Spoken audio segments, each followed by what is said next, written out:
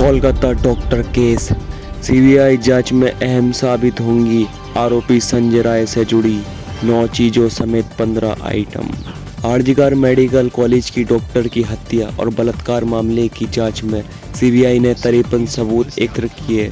मुख्य आरोपी संजय राय के पास से मौके पर मिले डिजिटल सबूत, सीसीटीवी फुटेज और फॉरेंसिक रिपोर्ट इनमें अहम।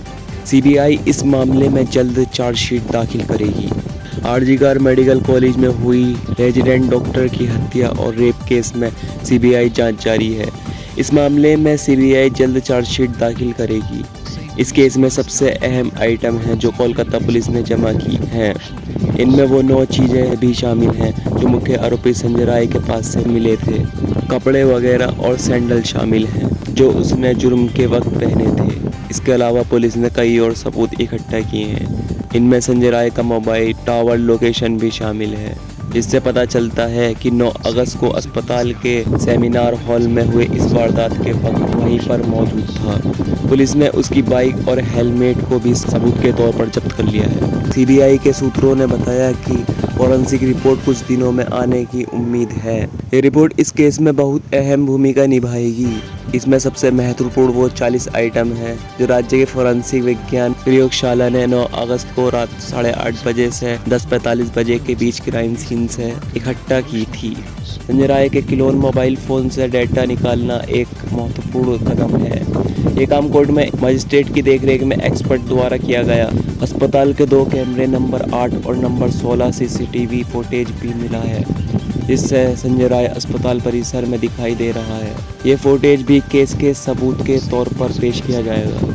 क्राइम सीन से और सबूत इकट्ठा करने के लिए डिटेक्टिव डिपार्टमेंट के साइंटिफिक विंग के फिंगरप्रिंट और फुटप्रिंट एक्सपर्ट्स को बुलाया गया था। संजय राय की मेडिकल रिपोर्ट भी सबूत के तौर पर इस्तेमाल की जाएगी, जिसमें उसके बाएं गाल, बाएं हाथ और बाएं जांघ के पिछले हिस्से पर लगे चोटों का जिक्र है।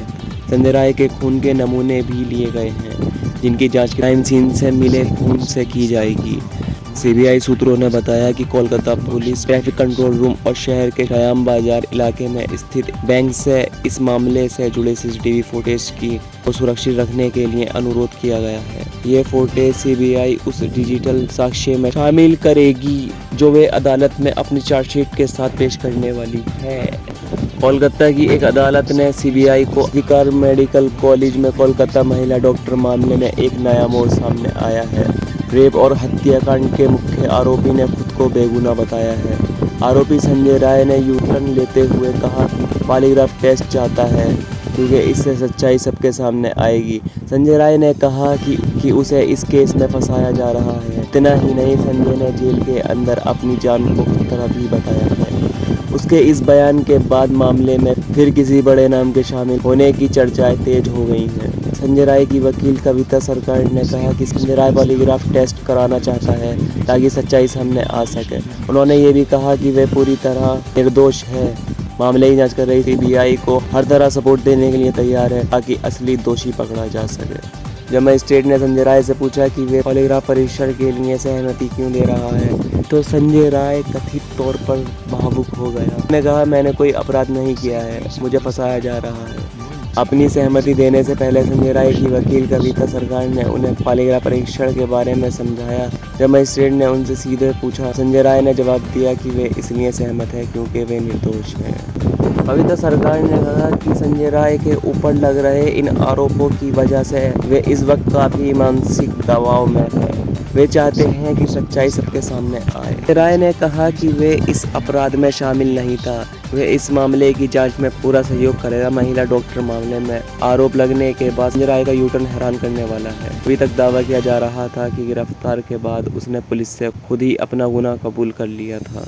उस वक्त पुलिस हिरासत में जब उससे पूछताछ की गई तो उसने कहा, हाँ मैंने अपराध किया है, मुझे फांसी पर लटका दो।